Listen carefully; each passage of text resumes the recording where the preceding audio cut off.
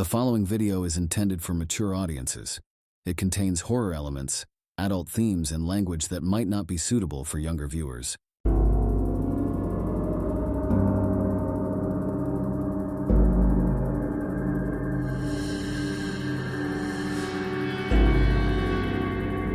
Welcome back to another disturbing journey in the southern underworld.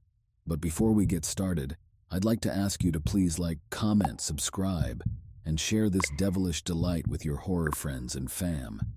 Engagement is essential, and it helps our little channel grow.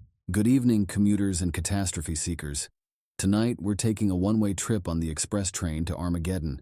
Join us as we follow Mia, a woman who's about to learn that sometimes the most dangerous thing you can do on public transport isn't falling asleep, it's falling in love. When your subway crush is more Prince of Darkness than knight in shining armor, you know your stop is going to be hell, literally. So hold on to your Metro cards, check your moral compass at the turnstile, and brace yourself for the Harbinger, a tale that proves that sometimes the real monster isn't the guy man-spreading across 3 seats, it's the charming stranger offering you his. Remember, in matters of the heart and apocalypse, to always practice safe commuting. And if a handsome stranger asks you out for a drink, ask for his birth certificate first, preferably one not signed in blood.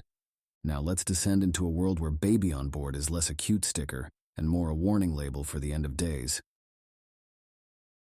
The Harbinger. The deafening grind of the subway car's brakes yanked Mia from her daydream. The sudden jolt forced her eyes open, and she found herself staring into the captivating gaze of a man who radiated an irresistible allure. He was a tower of mystery, his grin seemingly dissolving the tight knots of tension that filled the subway car. "May I?" His voice was silky and warm. Mia nodded silently, her heart drumming rhythmically in her chest as he settled beside her. His cologne enveloped her, a potent blend of exotic spices and a smoky undertone that played with her senses. "I'm Luke," he said, extending a hand toward her. "Mia," she responded. His touch ignited sparks that danced beneath her skin. Their conversation flowed effortlessly for hours, each passing station becoming insignificant blurs in their periphery.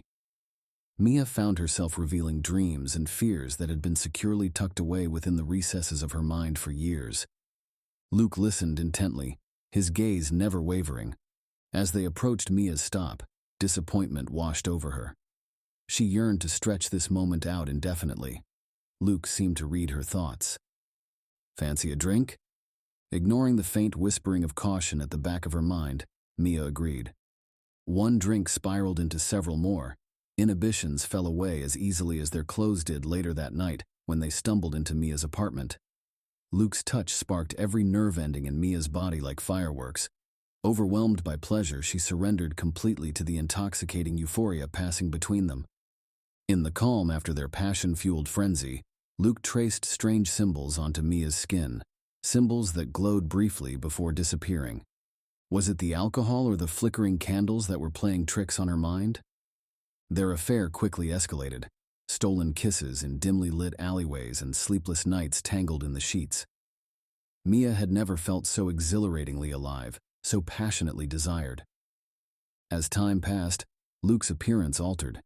His eyes would sometimes flicker a disconcerting red hue under specific lighting conditions, and his touch became almost unbearably hot. The symbols he traced seemed to linger longer each time, pulsating with an eerie energy. Then, without any warning or explanation, Luke vanished. Mia searched tirelessly for him, trawling through subways, revisiting their usual spots. But it was as if he had ceased to exist. Heartbroken and confused, Mia threw herself into her work. But dreams of Luke haunted her nights, visions filled with fire and darkness. 2 months after Luke's disappearance, Mia missed her period. A pregnancy test confirmed her growing suspicion. Panic seized her. It was impossible. They'd been so careful. As the signs of pregnancy became more evident, strange occurrences unfolded around her. Objects moved on their own. Shadows seemed to dance at the edges of her vision. An unrelenting heat wave gripped her apartment, despite blasting the air conditioning. Her dreams became vivid nightmares featuring Luke, atop a mountain of skulls with flaming wings spread wide behind him, his teeth gleaming menacingly as he smiled at her. "Soon, love," his voice echoed ominously in the dream. "Our child will herald a new era." Mia awoke screaming each time, drenched in a cold sweat that clung to her skin like dewdrops. Desperate for answers, Mia dug into ancient texts and obscure online occult forums. The horrifying truth slowly revealed itself.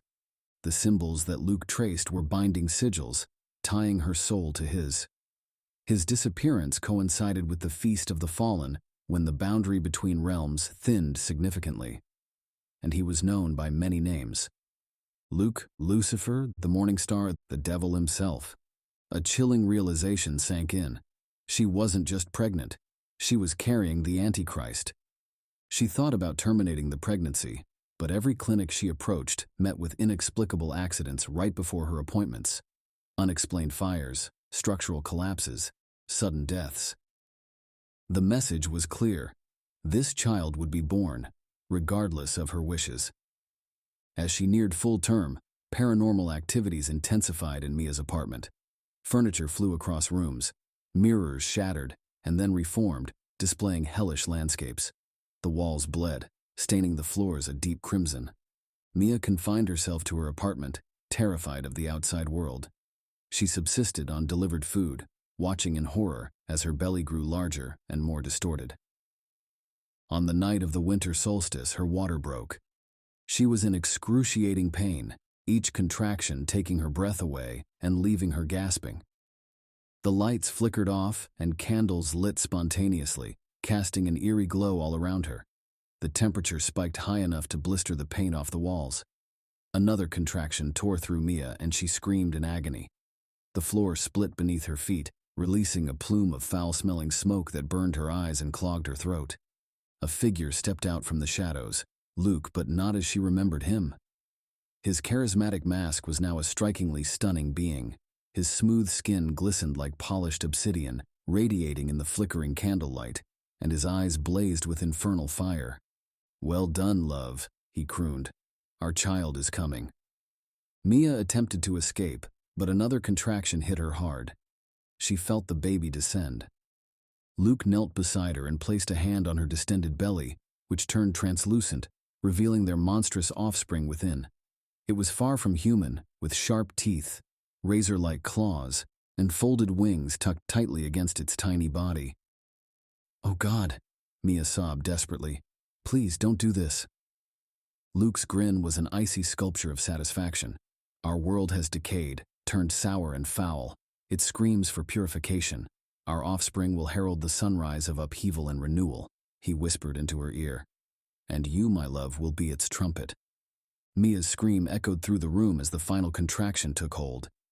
Her body surrendered to the unrelenting power of the being growing inside her, with muscles and tendons giving way as it passed through.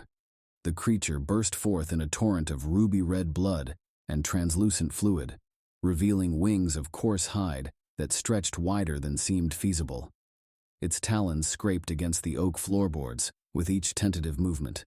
Luke cradled the grotesque newborn, whispering gently in a language so alien it made Mia's eardrums pulse. The infant, such a term felt pitifully inadequate, cooed back at him, its eyes blazing with the same intense fire. "Behold," Luke proclaimed, "the one destined to shatter the 7 seals, the harbinger of ruin." He glanced at Mia, still hemorrhaging on the wooden planks. "Now comes your revelation." His hand gestured over her, and Mia's body began to alter, her skin shifting into a metallic hue. Bones stretching, joints snapping into a new alignment.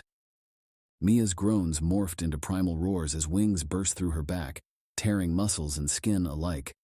Her jaw lengthened, and her teeth became lethal daggers. The metamorphosis was swift, leaving an unholy amalgamation of woman and demon. "Arise, Harbinger," Luke commanded. "The world is waiting." As dawn broke, New York City was drenched in a warm glow. But the serene morning was abruptly interrupted by a horrifying screech that echoed through the skyscrapers. The city's residents looked up in fear as a grotesque creature with wings tore across the sky, a demon child clutched in its claws. The end of mankind had been initiated, Beneath the Earth's surface, Luke's smile widened with grim satisfaction. His wicked plan was unfolding perfectly. Mia, unaware of her pivotal role, had executed it without fault. He watched through countless eyes as his Harbinger and spawn unleashed chaos on the city. Buildings collapsed into rubble. Streets ran red with blood. Screams filled the air along with the bitter smell of burning sulfur. Before long, the fire would ravage the world. From its remains, a new order would rise under Luke's rule. His laughter reverberated within his infernal abode. The game was over. Humanity didn't stand a chance. Amidst her apartment's wreckage lay a single photograph, young Mia grinning innocently at the camera, completely oblivious to her impending doom. She had no idea that her destiny was sealed when she encountered an alluring stranger on a subway train. Flames devoured the photograph, eradicating Mia's last shred of human identity.